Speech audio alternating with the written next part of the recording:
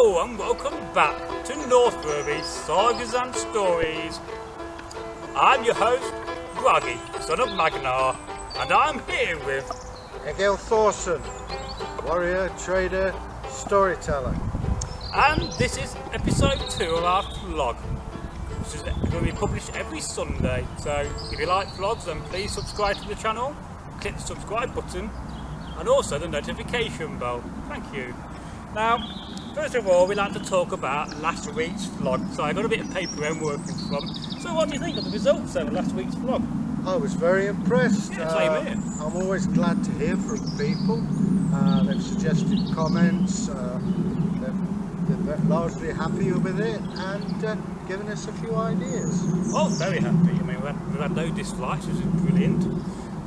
Lots of comments. I think it's by far the most comments we've had on a video. So thank you very much.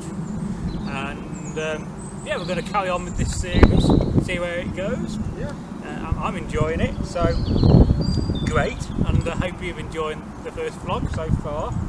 So in the last week since we last been filming, what have you been up to channel-wise?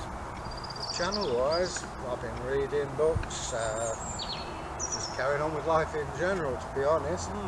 I was anxious to see the comments so that we could reply to you and follow some of your suggestions, which I believe we actually have. Oh yeah, if you leave a suggestion for content, I'll make it a list from our subs, so I can write all that down, and then slowly we'll tick all them off. And in the second half of this vlog, we're going to do questions from our subs, and we'll answer some of these questions as well, won't we, Egil? Certainly will, yeah. Oh yeah. What have I been up to in the last week, you may want to know? Well, naturally I've been editing the last week's videos. Now, I keep meaning to try to find some time to do the subtitles, but at the moment I just don't have the time. But I will try to get onto that at some point with Egil's help. So that'll be great, wouldn't it? Get the subtitles done. Certainly will. I've been learning a few more stories. Now, I have been trying to learn the next story in the Boots tales, but I just didn't quite get my head around it at the moment. And in between that, I learned the story of the Mermaid of Volga, which I told earlier, Yep. that you enjoyed, and you'll see in the next week or so. And I also told one of Iceland's most famous folk tales about a cow, and a magical cow called Bukalo, which you fully enjoyed that, didn't you, Yes, Egil? I did. I've never heard that one before. No. And something new is always good. So, Oh, definitely. yeah. I like these Icelandic sagas. If you've not seen our Icelandic saga playlist, then go and check that out. Please, I yeah. highly recommend that. So let's talk about the kit we're wearing. I've been asked to talk about the kit, so let's go through your kit, Okay, your well, costume. I could start from the top and work my way down. Yeah, that'd be excellent. First of all, you can see I've got the long hair. Well, this shows that I'm of aristocratic rank. Those of you out there with long hair know that when you get up in the morning, you've got to comb it, wash it. It takes time. This just says, I have a slave who can comb the fleas out of my hair, no problem. Jolly good. If you look here, you can see I've got an earring. You think, no, he's slipped on Bit that. of gold, that, isn't it? Well, the Vikings were great travellers. Travel in those days was extremely dangerous, and they wanted a good burial. And this ensured it. This paid the monks or whoever it was who looked after your body that they would send it on and do it right. In fact, up until 1920, sailors were wearing earrings. Yeah, I was about to mention Yeah. that. That's an amazing fact, really. Being from a background of 18th and 19th century reenacting, I do find that quite amazing. Bring your gold earring and the sailors of that period. So that's Next awesome. we come to this, skirta. You may call it a tunic, but this is where we get the word skirt and shirt from. Not only have I got a skirta, I have an underskirta or undershirt. And jolly comfortable it is too. Oh yes. You can see I've got fancy braiding, always got to look posh. Now, the trousers I'm wearing have 13 miles of thread. That's a long way. It's a lot of thread. I don't know what that is in metric, but I'm sure you'll let us know. Somebody will let us know in the comments, no doubt. Now, around my legs here are puttees. Now, when you were young and you went out to play in the mud, playing football or whatever it is children play, you'd come in and your parents would go crazy. because the mud would rot the material and make holes. In fact, you can see I've patched a hole there with a lighter colour so you can see it. And if you have enough holes, you end up wearing a pair of shorts. 13 miles of thread, bit of old cloth, that solves your problem. The shoes, we've got various types. Here we see Bragg's shoe, and here you see mine. Now, originally, we're sitting here on a lawn, but if you imagine the average Viking street, how can I put it? Imagine there's a massive football match on, and it's been raining, and then people have driven a herd of cows across. You all know what cows do. Oh, that'll be soccer to you Americans. Yeah. And it would be a quagmire. Oh yeah. Giggity. And then behind in the house would be mud as well. So you need something to grip.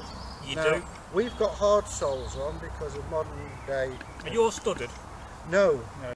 Because I did slide and fall Yeah, I got over. lots of nails on mine. Yeah. They're a bit slippy at times. But when you're walking on a hard road, it wears the shoes out. In the Viking times, these would have been a soft sole, and you could grip. And they were called turn shoes because you made them suede side up, stitched them, then turned them right way round. And those are the turn shoes. Other accoutrement that I'm wearing is the scrammer sacks. This shows that you're a freeman, but also is a jolly good weapon. Used around the farm, skinning animals, chopping vegetables, defending the old household. And that's a bone handle, is it? No, it's actually wood. It's got a Antler cattle stag on it.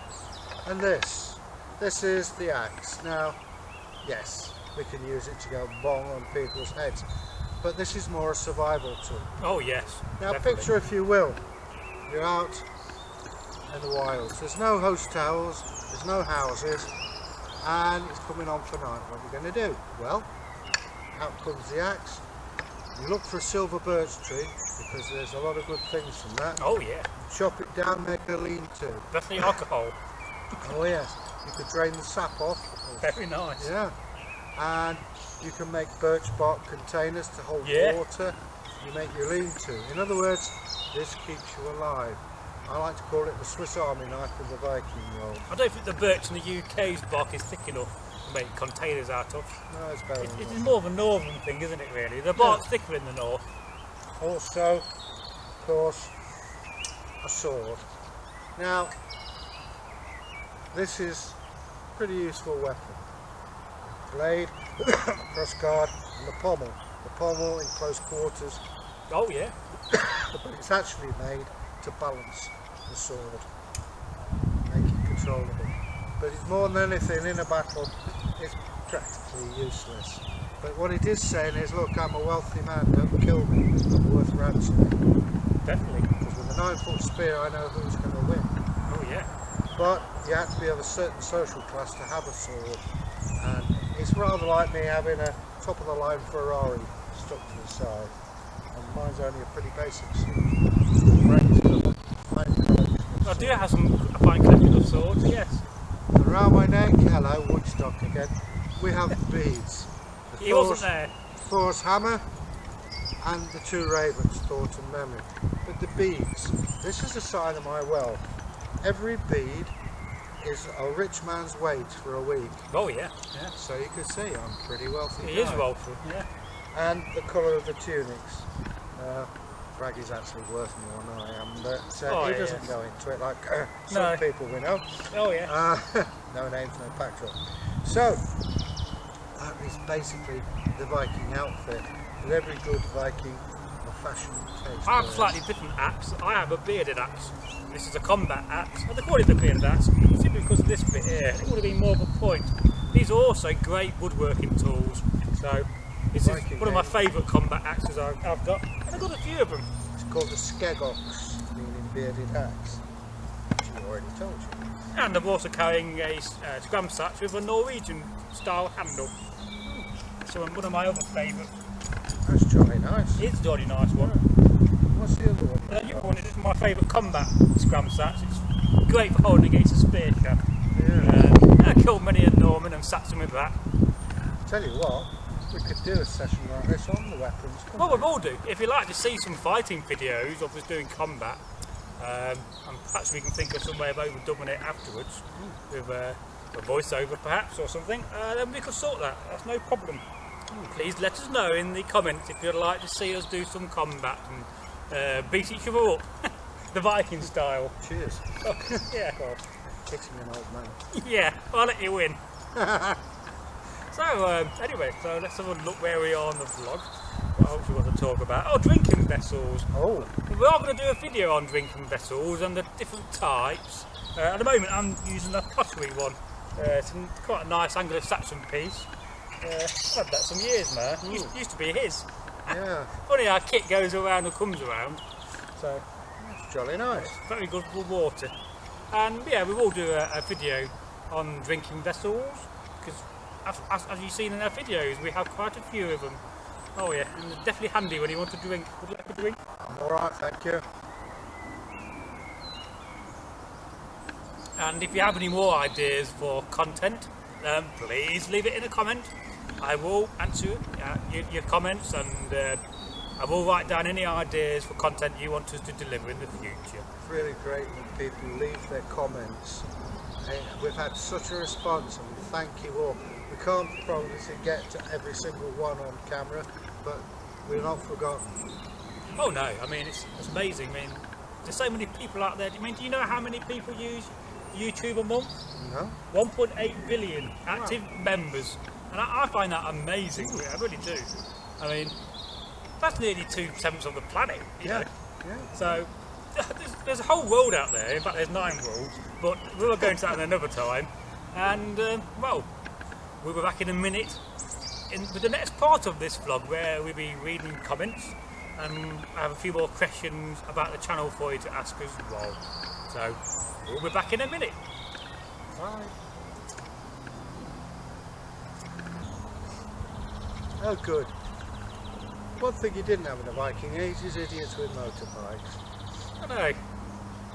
Makes you think though, if Vikings were around today, would they have motorbikes? Would they use them? They certainly wouldn't be near up to helicopters. What would Vikings be doing in modern society today? Who knows? Opening our gear shops. Anyway, let's get on with this. Okay. Anyway, the next segment of the vlog is questions from our subs. And we do love our questions from subs, don't we, Eggle? Certainly do. And let's just take a minute. I'm going to start reading these out. I have a few here to read. Now, the first question comes from a guild of green men and woodrows. Now, how do you select which story, hello, you plan to tell? Well, for me personally, everybody's got a different way. Of course so. I basically just look through the book, and if it appeals to me, I will read it and then learn it.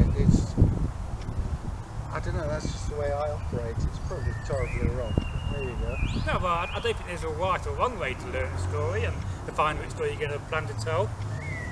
Now, for myself, you know, I tend to look through my resources of books and I'll find tales I like.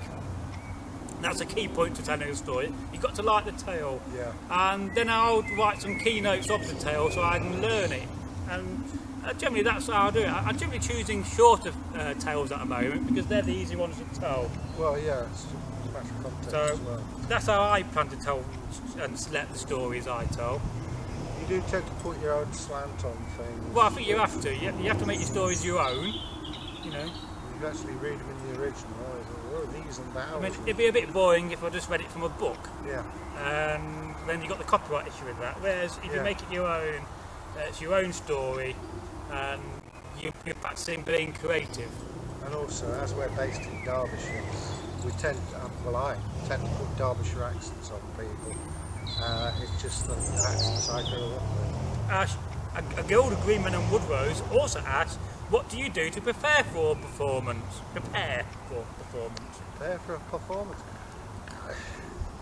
I just do it. It's part of what you do. If you're a plumber, you learn how to solder pipes. If you're a storyteller, you learn how to do a story. I can't really put it into words. It's just something I can do and have been able to do since the year dark.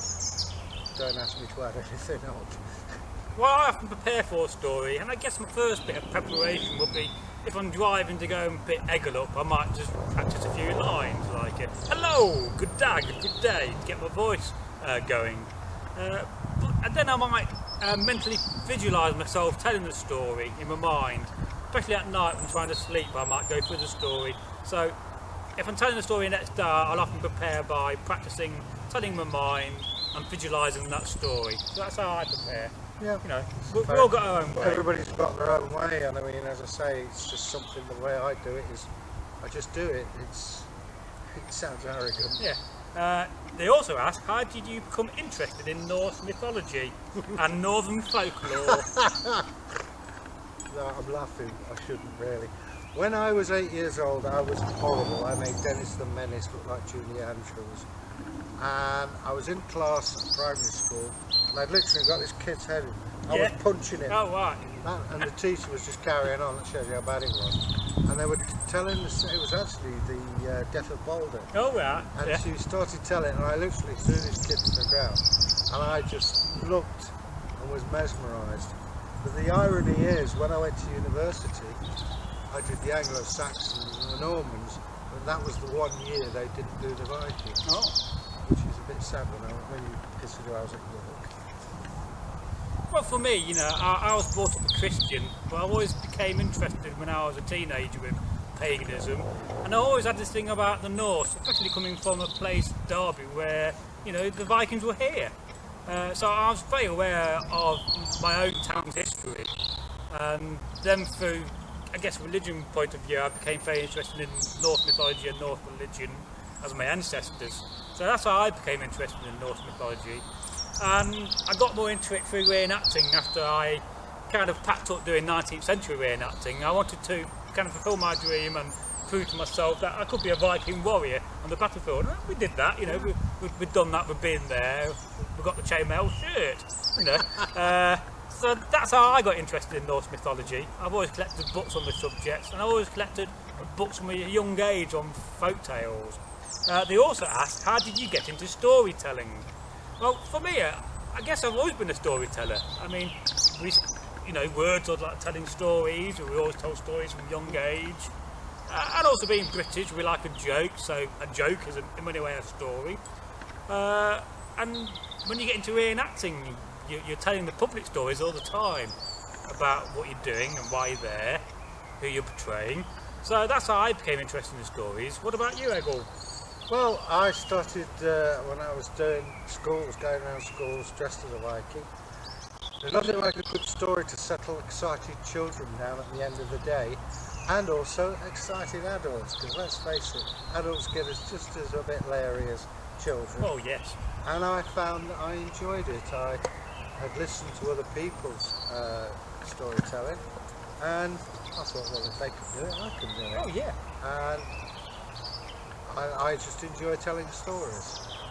From a YouTube point of view, I never could imagine myself sitting in front of a camera, and I'm sure Eggle is the same. But as I started doing commentary on gaming videos, I really liked listening to myself and found myself very funny. So I just progressed from that, really. I found it very educational because I've acted in films and on stage in front of live audiences. Same here. But this is a whole new ball game. It is a new ball game. It's like combining, whereas film, you have to sort of be naturalistic and not look at the camera. This, you've got to keep looking at the camera, and your voice has got to be a bit more theatrical. I mean, Taiki has got a very good voice. He has got a very good, great voice take here for this. And if you've not seen his content, then check out his playlist, please. And now the last question from a Guild of Green Men and Woodrose. Well done as ever. Why do you think stories about Thor are so frequently found in the Eddas, whereas there are comparatively few tales about other important gods such as Freya and Tyr? Well, you can answer this. Yeah, Thor was the working man's god. He was the god of the farmer, the god of the people, whereas Odin tended to be for poets, warriors and aristocrats. Thor would make sure that the farmers and freemen, and yes, even the slaves, were looked after. He was the go-to guy, so to speak.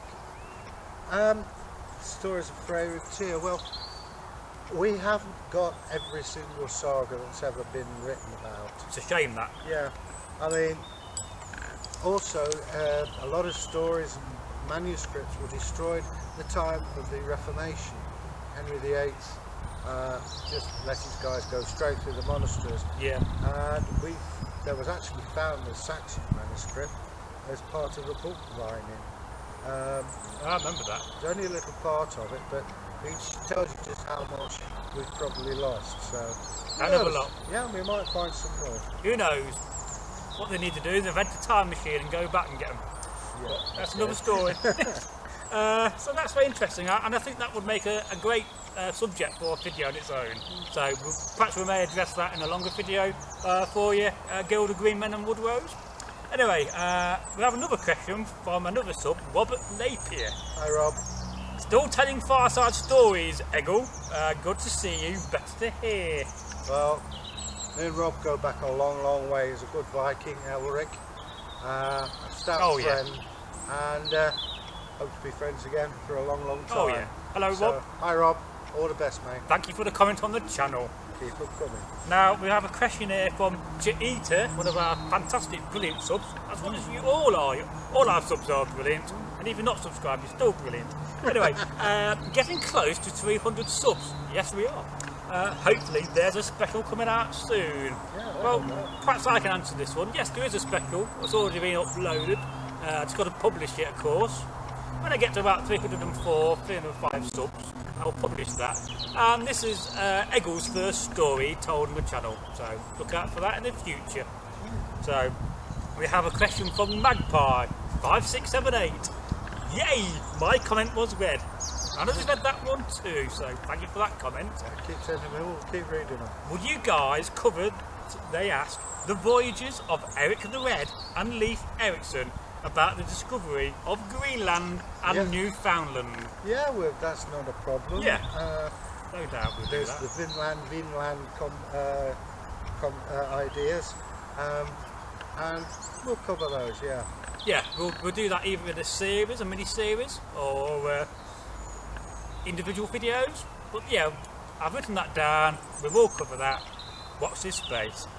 Now, we had a comment from Streak17. Really loving the regular content, Bragi, and looking forward to more. Keep up the good work. Well, thank you very much, Week17, for your brilliant comment. We will keep up the good work, and we do hope you're enjoying the regular content we're putting out. On to the next page, we're nearly getting there. Yeah, so we have another question from Cheetah, or Cheetah. Can you chat about Ragnar Lothbrok and his sons? Will you guys be discussing can you chat about Ragnar Lothbrok and his sons? Ragnar Lothbrok means Ragnar Hairy Breeches. Now, Ragnar Hairy Breeches, his wife was worried he might get hit in an intimate place, so she made goatskin breeches for him, which were tarred. Oh yes, remember that. And he had the son Ivar the Boneless, and he came raiding. And as with all things like that, he gets caught by the Saxon king, who throws him into a pit of vipers. The vipers couldn't bite through the trousers, so they drag him out. Off come the breeches, in he goes. Good trousers. And he's bitten to death by vipers. His last words were apparently, "My, how the piglets will squeal when they hear how the old bird died." Well, poor old Ragnar Lothbrok did die, and his son Ivar the Boneless, I don't know whether it's true or not, but it's said to have been killed at Wrexham. He's not far from us. No, not far at all. Whether he was or not, I don't know. We'll go there one day. Yeah, but who knows? But that's a brief sketch of Ragnar and his son Ivar. They also ask a question from a magpie about Druids in Norse religion. Druidry, now that's it's a difficult one to answer because you have to go back pre-Roman, sort of Iron Age, Bronze Iron Age. The Iron Age extended all the way into the Viking lands because the Romans didn't invade. Anyway, Druidic practices, for what we know, may have taken place, may not. We know that there were similarities drawing a silver orb through the fields and killing the slaves who were there. Norse mythology is a different kettle of fish. when the Romans wiped out the Etruscans, they shifted all their intelligentsia north. Hence, if you see the runes and look at Etruscan and Greek script, you can see there's a line in there. So Norse mythology is pretty different from the Druids. Druids tend to be more south of the Viking lands. You get them in Ireland, you get them obviously in England. They were supposed to have been wiped out by the Romans, but I'm pretty certain the Druids would have got the bigwigs out and sent them to Ireland. Well, they weren't daft, were they? I mean, they're very it's clever an interesting people. question, Yeah. and I no doubt we'll cover that in a much longer video in the future, which I think will be a good idea. So thank you very much, Magpie, for your question there. Now we have a question here from Mossman.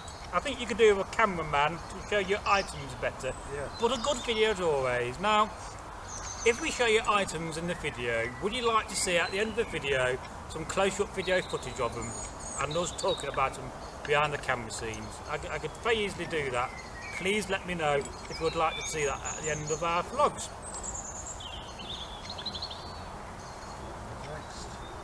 We have a question here from the last one from Cheetah. Yes, I agree with Eggle. People hardly discuss what Viking women were like, and that some of them actually did fight. Well, we've actually it's got to come out yet. Yeah, we have done a video. Yeah. A thumbnail sketch of Viking women. You'll see that in a card up here when it's public. But Viking women do tend to get overlooked. Definitely do. There's a book by Dr. Jesh called Anglo-Saxon Women, which I thoroughly recommend. She's at Nottingham University, or was, and she's the authority on medieval women. And I encourage you to read it. It's quite surprising.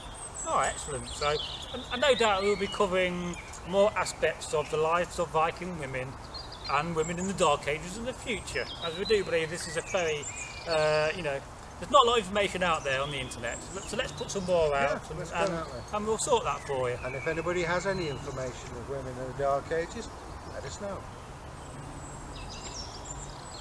Yeah, so no doubt we'll answer those questions about Viking women in the future.